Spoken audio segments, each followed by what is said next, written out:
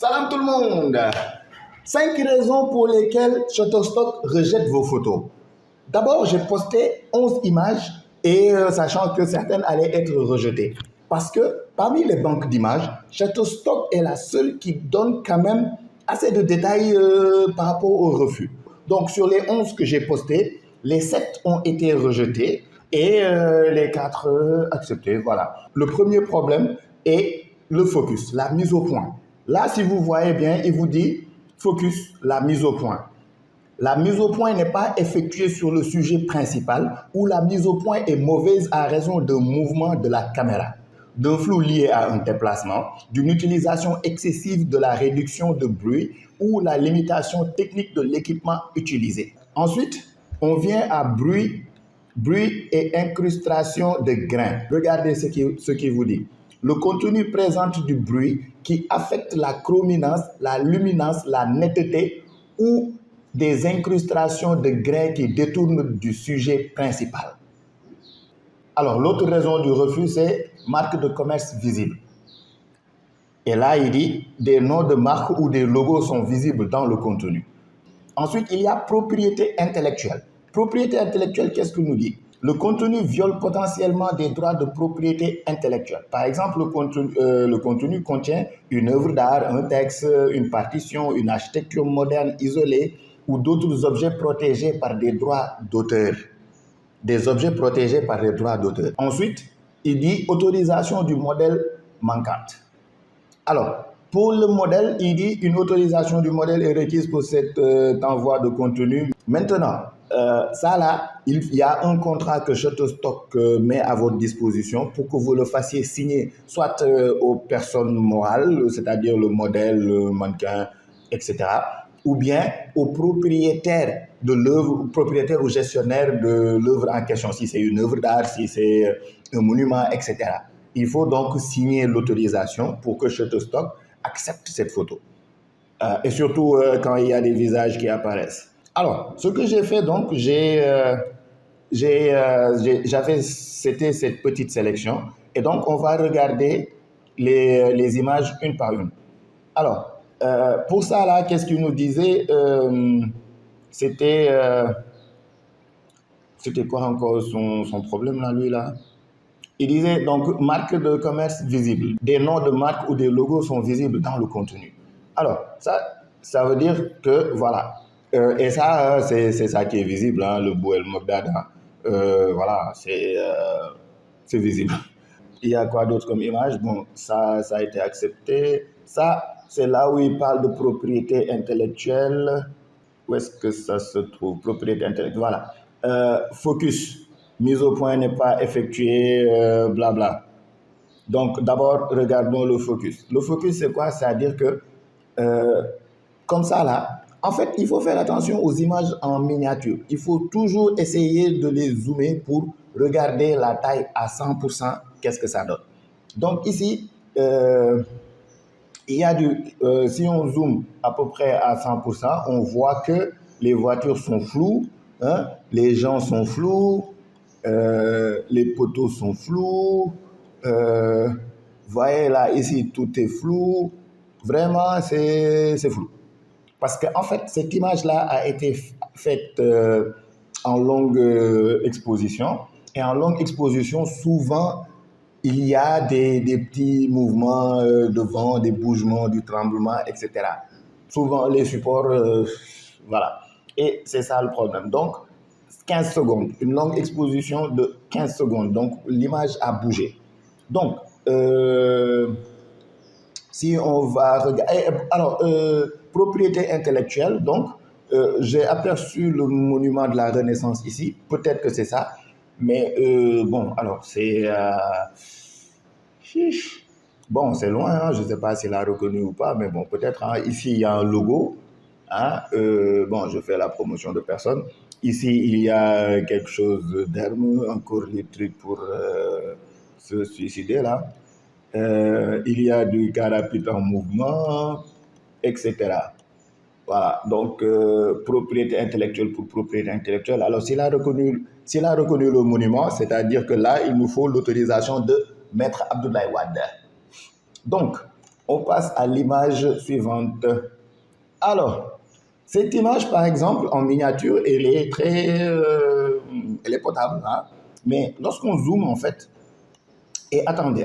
Alors, cette image-là, c'est ça l'exemple du, voilà. Voilà, quand on dit focus, mise au point, sujet principal, etc., et d'une utilisation excessive de la réduction du bruit. Ça veut dire que sur Photoshop-là, on a trop forcé sur le filtre. Et ça, il faut éviter. Donc, qu'est-ce que ça donne? Vous voyez donc quand on force sur le noise reduction ou réduction de bruit, atténuation ou ce que vous voulez là, hein, ça donne. Et puis même, il y a d'autres problèmes ici sur cette photo-là qu'il faut. Mais bon, ça, on viendra. Donc, quand on abuse sur le truc, c'est ça qui fait que la texture là ressemble à du dessin, à de la peinture. On dirait que c'est de la peinture.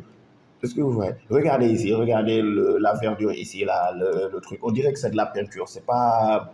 Alors, c'est ça le problème des images. Donc, alors, l'image suivante, ça, c'est problème de focus. Parce que ça, là, rien n'est net sur cette photo.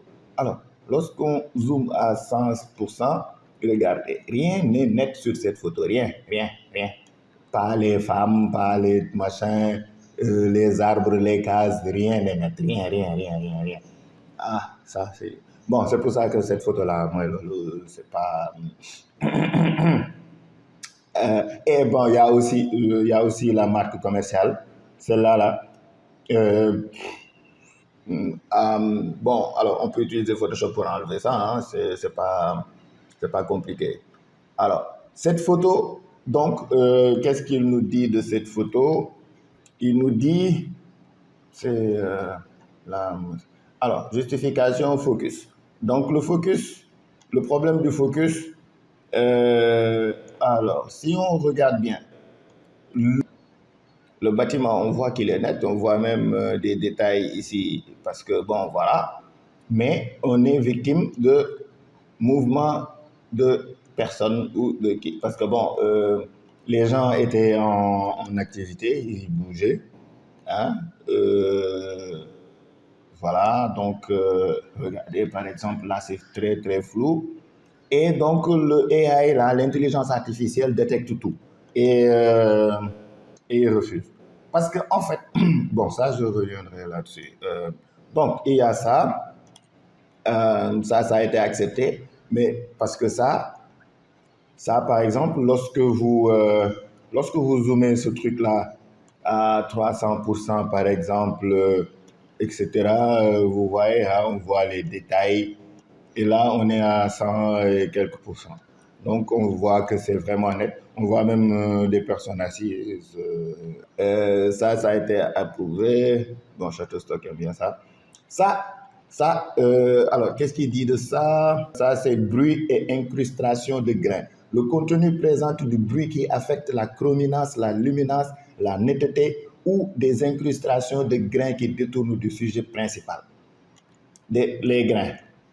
Ça, donc, vous voyez les grains là, c'est ça qu'on appelle grains. Grains, c'est ça même. Est-ce que vous voyez là? Ça, c'est les grains. C'est bourré de grains. Est-ce que vous voyez? Tout ça là, c'est pas le bon. Tout ça, c'est pas le bon. C'est grain. Et pourtant, en mode miniature, là, ça a l'air potable. Et non. Alors, celui-là aussi, c'est. Qu'est-ce qu'il raconte sur ça? Nanani, nanana. Alors, bruit, incrustation de grains aussi.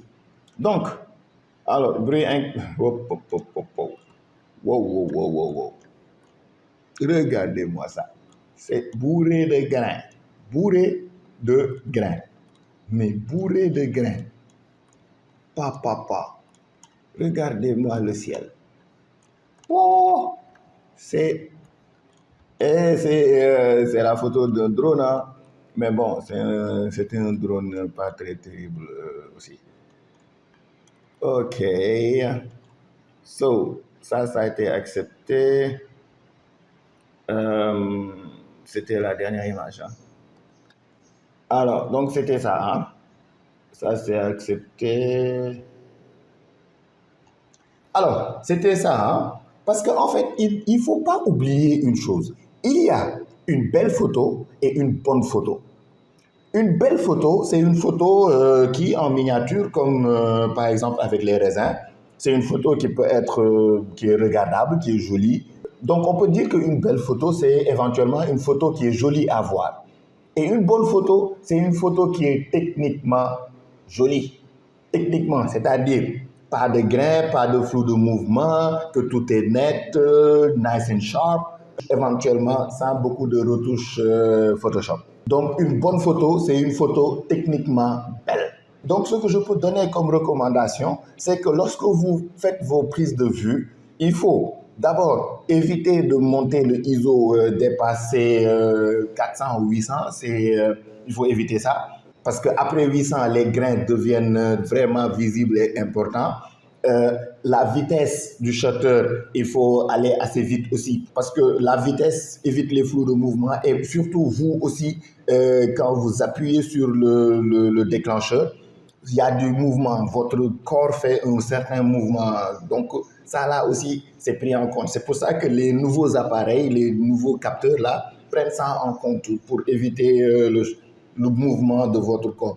Aussi, vous pouvez poser votre appareil sur trépied et ça vous permet de stabiliser toujours le shoot, surtout lorsque vous faites une longue exposition. Avoir une télécommande ou activer le déclencheur qui va faire un petit décalage de 2 secondes et ça vous permet vraiment d'éviter le flou de mouvement. Ensuite, poussez vos recherches sur Photoshop et apprenez comment effacer un objet. Parce que sur Photoshop, hein, tout se trafique, tout se vit. Pour les modèles, s'il y a une personne avec son visage qui apparaît de manière claire sur l'image, et même assez loin, hein, il faut une autorisation de la personne signée. Et vous avez un modèle de contrat qui est proposé par Shutterstock. Et ça vous permet directement de valider avec les personnes concernées. Donc voilà, hein, j'espère que cela a été utile. Et en attendant, salam diamoupé, peace.